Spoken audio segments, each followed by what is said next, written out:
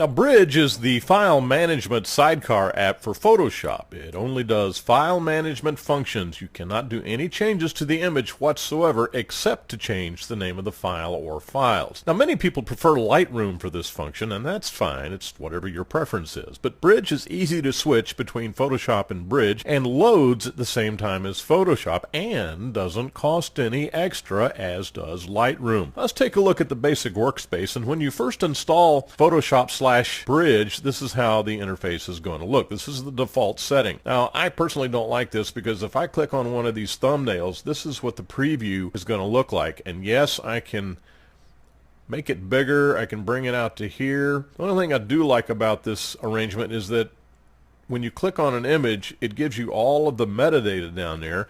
But if you don't need the metadata, then why do you want it down there? And so it's just a matter of personal preference about how you work, about what your workflow is that dictates how you want this to look. But if you want to change it, you have a number of preset layouts that you can take advantage of up here. And let's take a look at the drop-down list. And this is my own custom workspace. We'll go through that in just a minute. But essentially, you've got film strip. And if you're a metadata junkie, then it'll show you all the metadata your little heart desires. And then it also dictates how your output is going to look, whether you want to go to a PDF file or a web gallery. And also keywords. So all of these layouts address whatever preference you want. Here's the preview.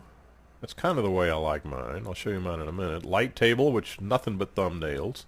And then folders. So if we click on fill, then this is how I like mine laid out. Okay, I've got everything all moved the way I like it. I can come up here and I have a really large preview. Let's go back to essentials. This is the default setting, and how do I get from here to here? Well, it's very, very easy. All we do is grab these little tabs. When you grab a tab and you pull it off the dock, you'll see the blue borders that surrounds some of the tabs. Well, this means that it's going to accept moving whatever you have attached to the clipboard into this area. So you can see that I went from preview over here to preview over here. Now I'm going to take content, which is the thumbnail images, and move it over here, essentially switching places with preview. Now here's metadata. I don't want the metadata over there. I want it down here in this area because I really, to be honest with you, I don't look at metadata that much except once in a while. I pretty much know how I shot everything, so I don't need the metadata that much unless I go back to an old collection or something. Now up here I click on folders because that's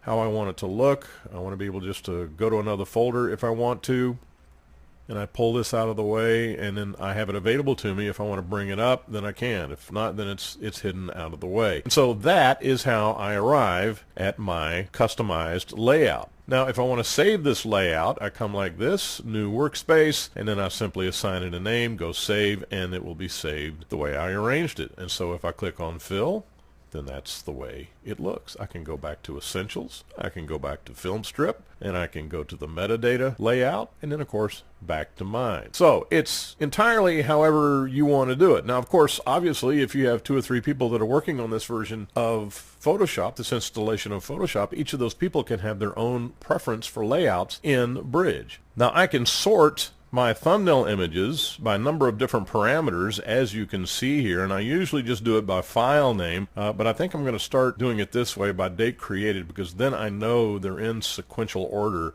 of the way I shot the project. But I can do it by size, by dimensions, resolution, color profile, blah, blah, blah, blah, blah, all the way just however I want it. So here's file name. We'll leave it like that. I can assign ratings from 5 to 1 star. I can set the thumbnail quality that has to do with loading, which I think now that I've got this in front of me, I'm going to change this to prefer embedded because it'll load faster. And that's always an issue for me. So there you have the basic layout of Bridge. Very, very easy to customize. And once you get it the way you want it, then work just goes that much faster.